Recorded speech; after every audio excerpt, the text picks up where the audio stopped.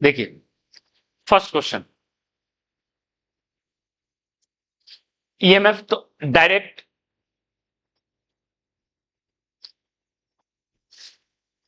Are plus are, ठीक है। तो 1.6 प्लस कितना हो गया, 2 एम्पियर करंट हो गया, 2 ampere. Okay, drop across cell या ड्रॉप अक्रॉस लोड दोनों बराबर ही होता है, वो होता है ई आर बाय, ठीक है, पुट कर दीजिए 4, आर का value 1.6 by R plus R यानी 3.2। ईएमएफ है 4 और ड्रॉप मिल रहा है 3.2, कम होना चाहिए, डिस्चार्ज हो रहा है तो कम होना चाहिए ईएमएफ से, है, ठीक है। फोर्थ, पावर डेसिपेटेड इन सेल, तो पावर इन सेल, सेल में कितना हो गया, आई स्क्वायर इंटू स्मॉल आर, तो आई स्क्वायर 2 का स्क्वायर और आर का वैल्यू है 0.4, 1.6 what. Power in load, load में अगर लिया जाए आई स्क्वायर आर इंटू 1.6, ठीक है, और ये होगा तो 6.4 वॉट, और दोनों को ऐड कीजिएगा, एक्सटर्नल और इंटरनल पावर मिलके हो जाएगा जितना पावर सेल सप्लाई कर रहा है, दोनों को ऐड कर रहे हैं तो पावर सेल कितना होता है, ई इंटू आई, 4 इंटू 2 8। देखिए तो दोनों को ऐड करेंगे अगर तो मिलके किसके बराबर हो गया, 8 वॉट के बराबर हो गया। क्लियर है, फर्स्ट क्लियर है, ओके। सेकेंड, हाँ थर्मल पावर किसमें, इन सेल, सेल में ये हो गया आई स्क्वायर 1.6, बाहर में 6.4, तो मिलके दोनों को ऐड कर देंगे तो टोटल, ठीक है। सेकेंड, सेकेंड में क्या बताए थे, जब मल्टीपल रेसिस्टेंस लगा हुआ है तो हम क्या लेते हैं, इक्विवेलेंट ले लेते हैं, इसका इक्विवेलेंट हमको निकालना पड़ेगा, मल्टीपल है तो बताइए 3 6 पैरेलल में कितना हो गया, 2 ओम, करने की जरूरत नहीं है, और 2 3 सीरीज में 5, ठीक है, यानी आर जो लोड है वो है 5, तो आई का वैल्यू हो गया कितना, ठीक है, आई का वैल्यू कितना हो गया, E by R plus R, 1 ampere, ठीक है। एंड टर्मिनल पोटेंशियल जो होता है टर्मिनल पोटेंशियल डिफरेंस, वही सी के क्रॉस पोटेंशियल डिफरेंस, तो ई माइनस आई आर, तो ई है कितना 6 माइनस 1 इंटू आर का वैल्यू कितना है 1, 5 वोल्ट, ठीक है। क्लियर है, 2 हो गया। थर्ड, थर्ड देखिए, थर्ड में क्या करना है, थर्ड क्वेश्चन, 2 क्वेश्चन तक क्लियर है। थर्ड में आपको ग्राफ प्लॉट करना है, plot rough sketch of potential drop across cell, ठीक है, versus external load versus internal resistance, यानी पोटेंशियल ड्रॉप अक्रॉस सेल जो है वो पूरा formula E minus I R या आई आर करो, सेल के क्रॉस या लोड के क्रॉस एक ही बन जाता है फॉर दोनों, और वो किसके इक्वल है, ई आर बाय, ये फंक्शन है, और इस y की तरफ ये रहेगा, y की तरफ ये रहेगा, ये y की तरफ हो गया, और x की तरफ जैसे रखना, वर्सेस मतलब x वाला, ठीक है, ये y है, क्लियर है। तो अगर हम इसको प्लॉट करें तो देखो क्या कहानी है,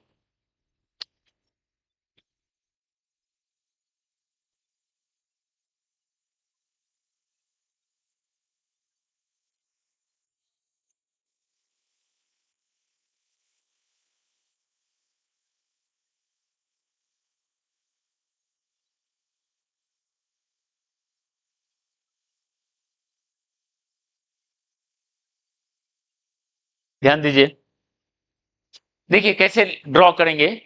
वी सेल इक्वल टू हो गया कितना, E R by R plus are.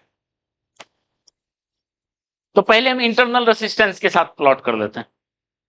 Okay, बताइए सेकंड क्वेश्चन पहले कर लेते हैं। आर का वैल्यू अगर 0 रखें तो वी सेल का वैल्यू क्या हो गया, ई हो गया। आर का वैल्यू 0 पुट कर दीजिए। जैसे जैसे आर बढ़ाइए नीचे वाला क्वांटिटी बढ़ेगा घटेगा। ओके, कैपिटल आर कांस्टेंट है, स्मॉल आर के साथ, स्मॉल आर के साथ इंटरनल रेसिस्टेंस के साथ प्लॉटिंग है। कैपिटल आर कांस्टेंट है, लोड कांस्टेंट। अब बताओ अगर आर का वैल्यू इंफिनिटी डाल दें, बहुत लार्ज, इंफिनिटी हो गया तो वी सेल टेंडिंग टू, यानी प्लॉटिंग कैसा होगा, रफ प्लॉटिंग।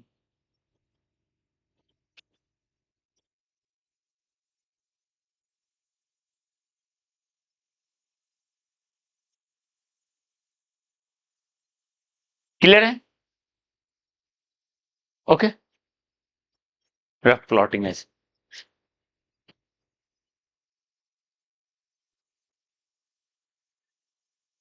वो क्लियर है, समझ में आया? ओके, अब देखिए वी सेल को प्लॉट किससे करना है, कैपिटल आर के साथ, कैपिटल आर के साथ। ये सिंपल नहीं है, कैपिटल आर के साथ, क्योंकि कैपिटल आर ऊपर भी है। आप इसको कैसे एडजस्ट कर लो, देख लो।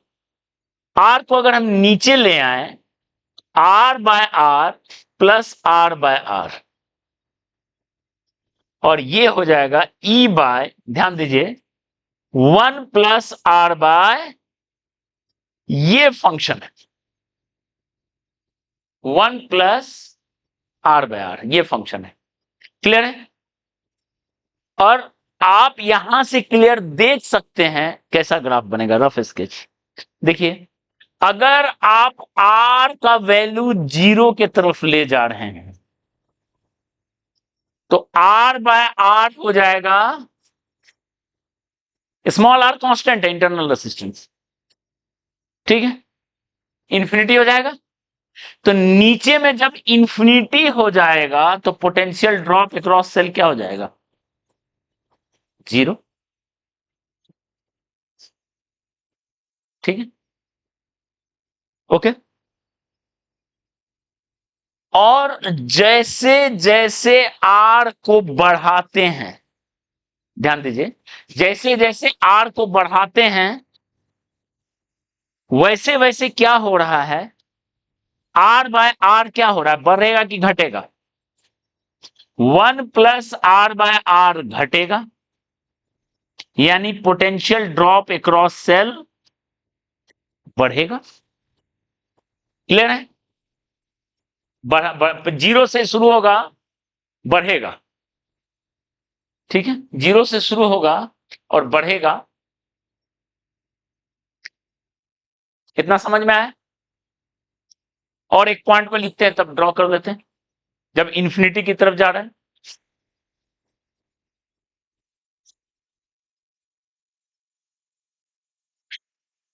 आर टेंडिंग टू इंफिनिटी अगर होगा बहुत लार्ज, तो R by R tending to 0। ये जब 0 की तरफ जाएगा, ई की तरफ जाएगा, ठीक है, इतना क्लियर है?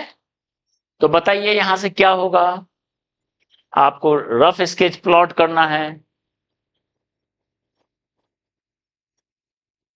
0 से शुरू करना है, बढ़ाते चलना है और ई की तरफ मोड़ देना।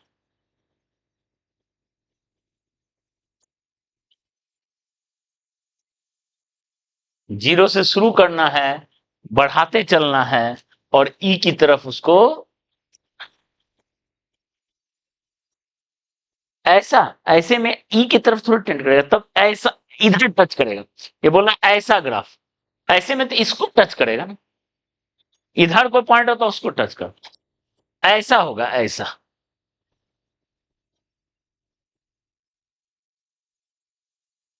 ठीक है, क्लियर है? तो ये है कहानी पूरा ग्राफ का। ठीक।